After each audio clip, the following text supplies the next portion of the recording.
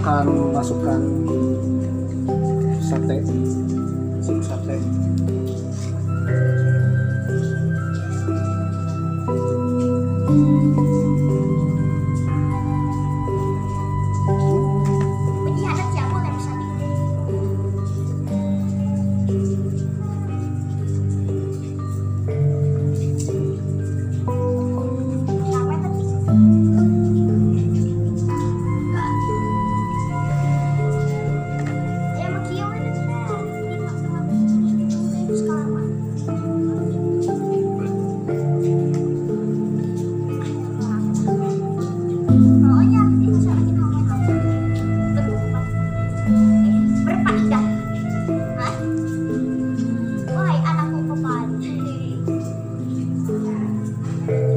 Tusuk itu satu tusuk sama ada 5.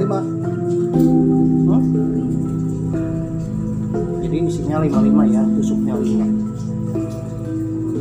ya. Nah kalau sudah ditusuk ini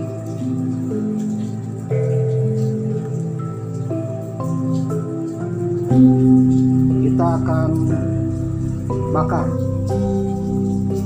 guys.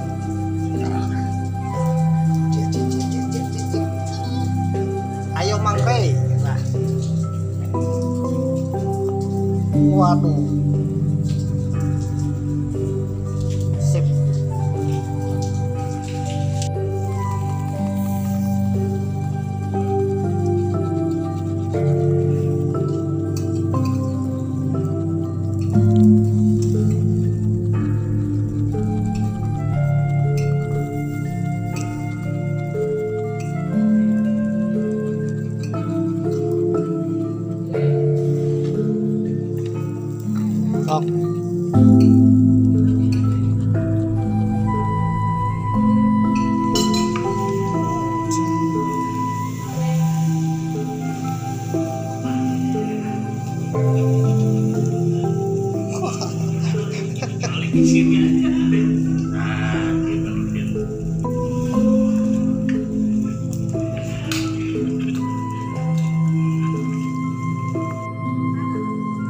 Sate sapi khas Madura.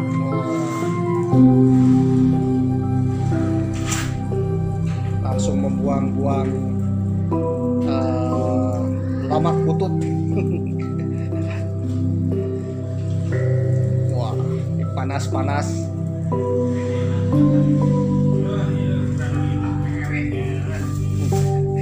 Iya, penjual sate Mario Boro. Aduh, wah itu mau dipastikan ya. Sama rasa plastik ada.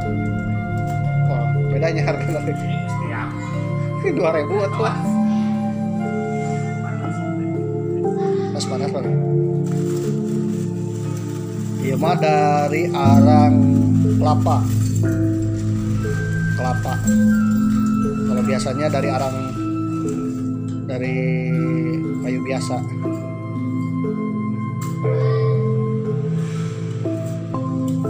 Kayak nggak ngehemet.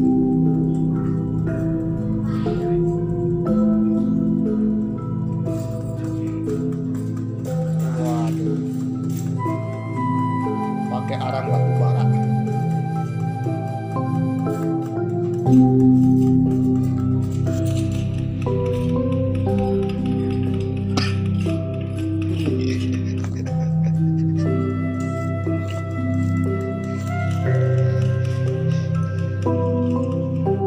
Sate sapi ya. Sate sapi.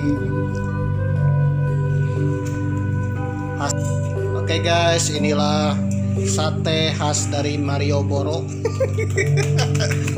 Sate ibu sate yang suka ada di emperan Mario Boro yang selalu disajikan dengan lontongnya. Berapa harganya mbak? 5.000 tusuk. Ini satenya sate gajah kayaknya. 5.000 tusuk. Ya kalau pasarannya itu sekitar 15.000 10 tusuk plus dengan lontongnya. Nah ini sate. Ini satenya sate apa? Sate sapi. Waduh, sate sapi ya. Sate sapi khas ibu. Ini sebagian yang sudah beres nih. Ini sesi duanya sate sapi. Malum, ibu ini adalah mantan ini tukang sate di pinggir jalan. Kalau biasanya selain sate selalu bakar jagung ya, bakar jagung, bakar tanaman, bakar ubi, bakar apa lagi? Yang jelas tidak bakar rumah. Kali ini kita akan melihat ibu membuat sate ya khas Malioboro. Supaya khas Malioboro maka ibu pun penampilan seperti ini ya. Sate-sate Malioboro ini enak-enak sekali dan ibu ini terpincut untuk membuat sate khas dari Malioboro. Yang bedanya kalau Malioboro biasanya sate ayam, tapi kali ini adalah sate sapi. Guys, kita akan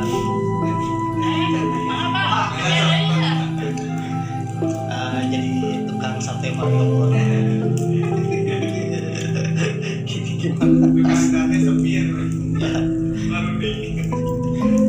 Kayak gimana asiknya jadi sate Malioboro ya, disaksikan saja. Inilah daging sapi. Oke pemirsa, sate.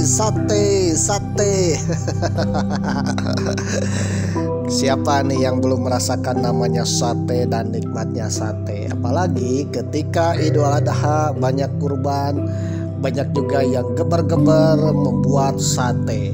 Ya, orang Indonesia itu harus merasakan yang namanya sate.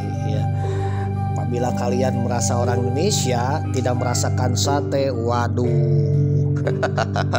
Kata Bung Roma, waduh.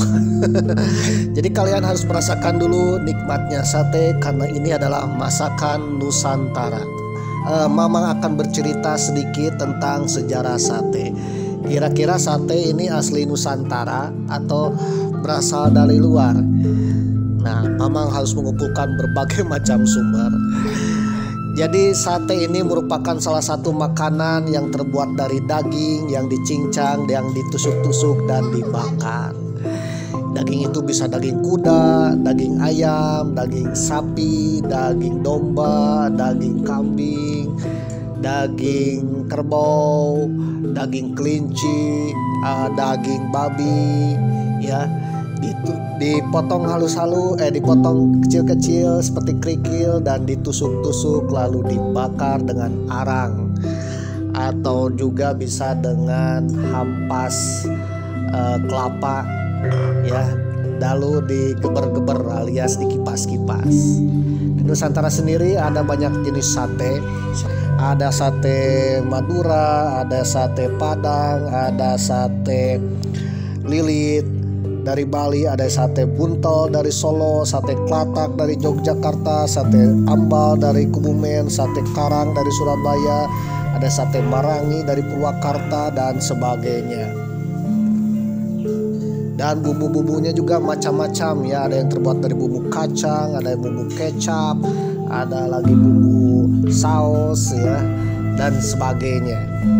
Jadi sate ini sudah melekat darah daging bangsa Indonesia. Dari Sabang sampai Merauke, insya Allah tahu yang namanya sate.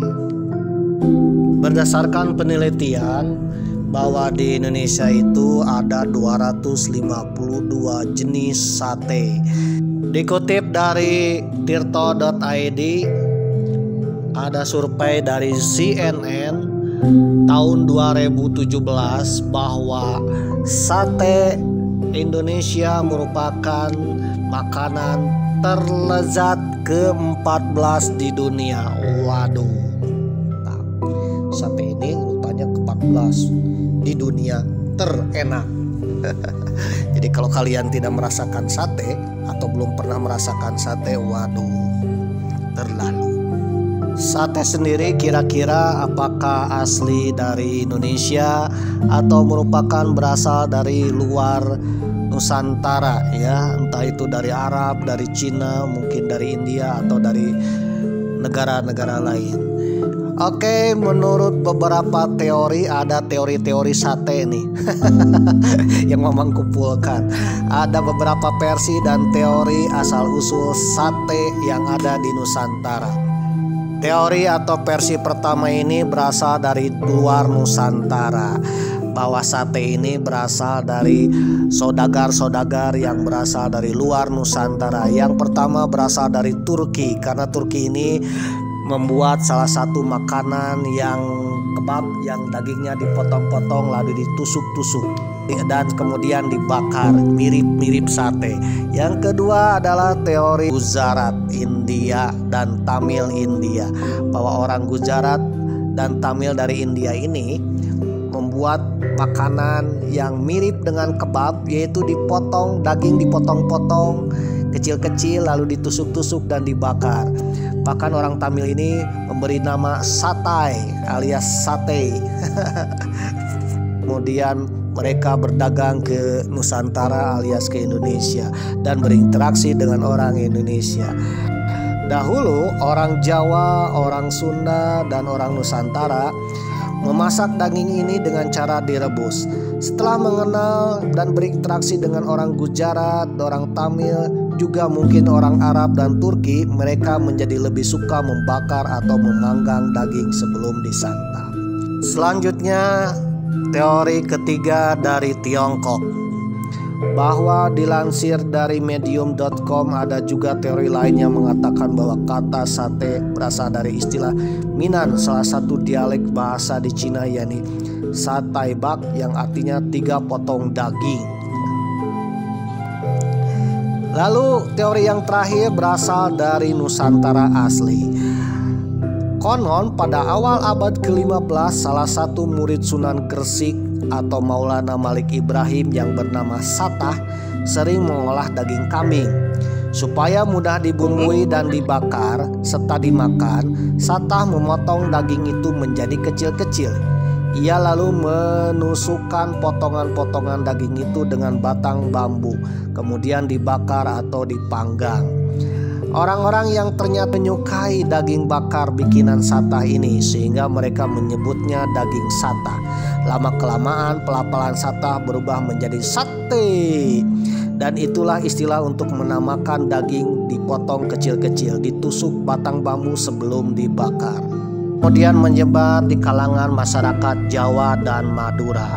Lalu dari Jawa dan Madura menyebar ke berbagai suku. Orang Jawa ini berdagang ke Sunda, berdagang ke Padang, ke Minang, ya berdagang ke Makassar, dan berdagang ke seluruh yang ada di Nusantara dan Asia Tenggara. Hingga akhirnya sate ini menyebar di Indonesia, di Malaysia, Thailand, Filipina, dan juga mungkin ke wilayah lain, ya, ke India Selatan atau mungkin ke Afrika. Hal ini diperkuat menurut ilmuwan Jennifer Brennan dalam Encyclopedia of Chinese and Oriental Cookery tahun 1988. Rupanya mendukung teori bahwa sate ini berasal dari Nusantara dan sahih kebenarannya. Brennan mengakui sate di Indonesia terinspirasi dari pengolahan daging untuk kebab. Namun ia meyakini bahwa sate memang berasal dari Jawa dan itu berbeda dengan kebab. Sebab sate khas Nusantara ini dilihat dari segi rasa, pengolahan, itu sangat berbeda sekali dengan kebab. Oke, jadi itulah sate dunia, sate mendunia. Kalau Mamang sendiri percaya bahwa sate ini asli dari Nusantara.